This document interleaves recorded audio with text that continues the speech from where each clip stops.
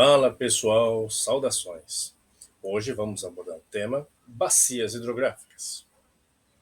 O que são bacias hidrográficas?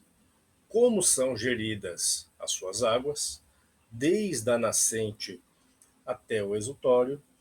Vamos tratar um pouquinho também da geologia, bem pouquinho mesmo, quase nada na verdade. E trataremos, a princípio, da bacia Platina e um pouco da subbacia Alto Tietê, no estado de São Paulo, mais precisamente na zona leste da capital paulista. Vamos lá? Pois bem, bacias hidrográficas são um conjunto de canais fluviais ou rios, pode por assim dizer, um conjunto de rios que estão relacionados entre si. De que modo? Como nós observamos na figura que está no vídeo. Temos um rio principal, nessa forma de relevo aí, nesse conjunto montanhoso. Na cota mais baixa está o rio principal e descendo das montanhas estão todos os seus afluentes. E mais em cima nós conseguimos ver a chuva, as precipitações, que estão encarregadas de fazer a recarga tanto da nascente do rio principal quanto da nascente dos seus tributários. E todas essas águas fazem parte, portanto, dessa bacia hidrográfica. Já essa figura que aparece no vídeo é um mapa bem colorido, percebe-se verde, amarelo, marrom. É um mapa feito por este autor aqui, é um mapa ipsométrico e ele retrata, a ipsometria retrata o quê? Ela retrata a elevação, a modificação do relevo. Isto é, ele consegue ver através de uma imagem de satélite, ver é bem grosseiro, né? Mas vê. Ele consegue ver através de imagem de satélite a diferença, o desnível de relevo da parte mais baixa para a parte mais alta ou da parte mais alta para a parte mais baixa. E a ipsometria é a retratação exatamente dessa forma de relevo, dessa diferença de relevo, desse desnível. E a zona leste da cidade de São Paulo, ela está inserida num contexto geológico de bacia sedimentar. Não vamos confundir as coisas. Tem a bacia sedimentar e tem a bacia hidrográfica. Ambos fisicamente se parecem, porém a sua concepção é um pouco diferente. As bacias sedimentares, elas são formas de relevo cujas margens são montanhas, montanhosas, e o seu interior é preenchido por sedimentos através das idades geológicas. As bacias sedimentares, por sua vez, que é o objeto aqui do nosso trabalho, são também partes, são como se fossem bacias margeadas por montanhas ou partes mais altas, e dentro dessa bacia, dentro de onde se vê aí essa orogenia, vamos falar assim, estão todos os seus rios. Está aquele rio principal e os seus tributários, conforme já mencionamos.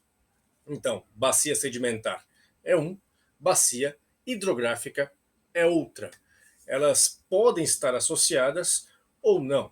Bem, voltando ao que estávamos falando.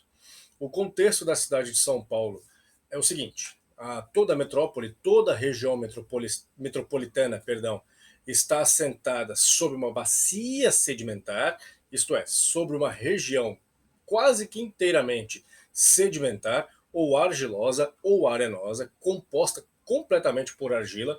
O solo aqui da região metropolitana ele é quase que na sua totalidade argiloso.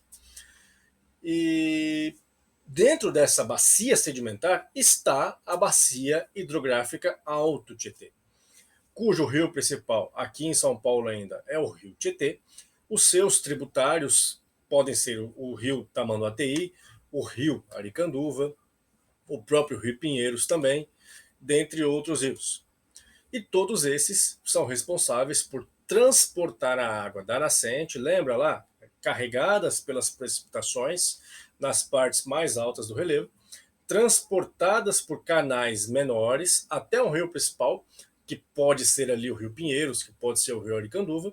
Após isso, essa água é transportada por esses canais para o rio Tietê. E o rio Tietê, por conseguinte, vai até o rio Paraná.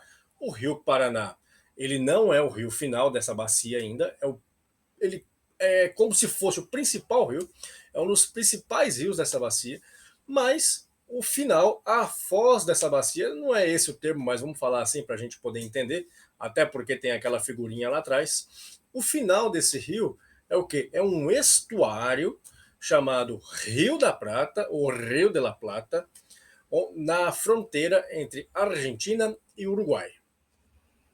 Já nessa outra imagem, que está no vídeo, essa não é de minha autoria, é uma imagem captada pela internet. É possível notar a abrangência, a área da Bacia Platina. Ela tem tributários desde o Distrito Federal no Brasil, todo o Paraguai, praticamente todo o Paraguai, grande parte aí do norte da Argentina, nordeste da Argentina, partes do Brasil. É uma bacia gigantesca e dentro dela está uma grande importância, uma relativa importância também na geração de energia elétrica. As usinas hidrelétricas de Itaipu, entre Brasil e Paraguai, de Aciterá, entre Argentina e Paraguai, as suas outras usinas hidrelétricas também no Rio Paraná, no Brasil, no Rio Tietê, no Rio Iguaçu, a própria Furnas, em Minas Gerais, que são tributários, o Rio Paranaíba, na verdade o Rio Paraná, ele é formado pelo Rio Paraíba e o Rio Grande. O Rio Grande, ele tem também sua nascente lá em Campos do Jordão, lá, né? O Rio Paranaíba, lá no Cerrado Mineiro, no estado de Goiás, ali na divisa entre Minas Gerais e Goiás, e onde está a usina de Furnas. Então perceba a importância que tem a bacia platina, a bacia hidrográfica platina. Além disso, além da sua importância na geração de energia elétrica, onde estão aí grandes usinas como essas já citadas, é uma área muito habitada, é uma área muito povoada. Haja vista a cidade de São Paulo, com o Rio Tietê, Curitiba está próximo ali da foz do Rio Iguaçu. Lembra das Cataratas do Iguaçu? Então, Cataratas do Iguaçu também é bacia platina, ou bacia do Prata. Próximo ali, Foz do Iguaçu, inclusive é uma cidade lindíssima, recomendo muito viajar para lá. No mesmo dia você consegue, não, no mesmo dia não, porque é uma cidade grande, mas ali num curto espaço de tempo você consegue visitar Itaipu, você consegue visitar as Cataratas do Iguaçu, só não dá para descer de barril lá, né? Como o Pica-Pau retrata, como o desenho retrata. Mas é uma coisa impressionante, é magnífico. A quantidade de água que tem ali é uma coisa magnífica.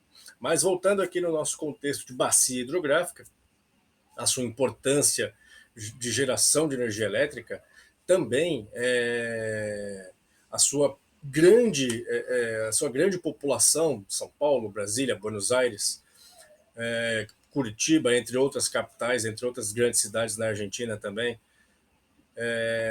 tem tem um relativo significado nessa bacia, porque grandes populações próximas a rios,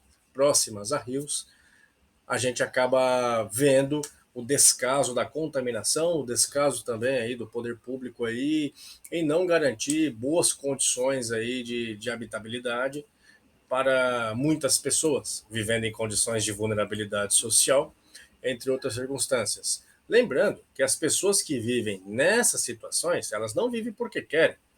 Existe uma série de coisas por trás disso que obriga grupos de pessoas a viverem em áreas de vulnerabilidade social, também em áreas de risco, certo? Hoje não é o foco aqui, não é o objetivo do nosso trabalho. Vamos falar mais de bacias hidrográficas. No caso aqui, a bacia platina e as suas problemáticas também. Uma delas é a grande geração de energia elétrica, a outra é a grande população que reside nessa bacia, que usa a água todo dia dessa bacia, que bebe água, que descarrega o esgoto, que usa essa água para diversas formas, é o uso comum da água, tanto na indústria quanto na agricultura. Lembrando bem, o agronegócio brasileiro aqui, ele está também em grande parte aí na bacia platina, utilizando dessa água. E a gente lembra também que o agronegócio ele é responsável por uso de grande parte da água. Não é o consumo das cidades, não é as pessoas tomando banho, não vai tomar banho demorado. mas não são os banhos demorados, não são as torneiras abertas ao escovar os dentes, e sim o agronegócio, sobretudo a monocultura. Mas isso também é tema para próximos vídeos, para próximos trabalhos também que nós publicaremos aqui. Bom, e para finalizar esse trabalho, bacias hidrográficas, até porque eu não quero me estender muito nos vídeos, eu não quero deixá-los cansativos.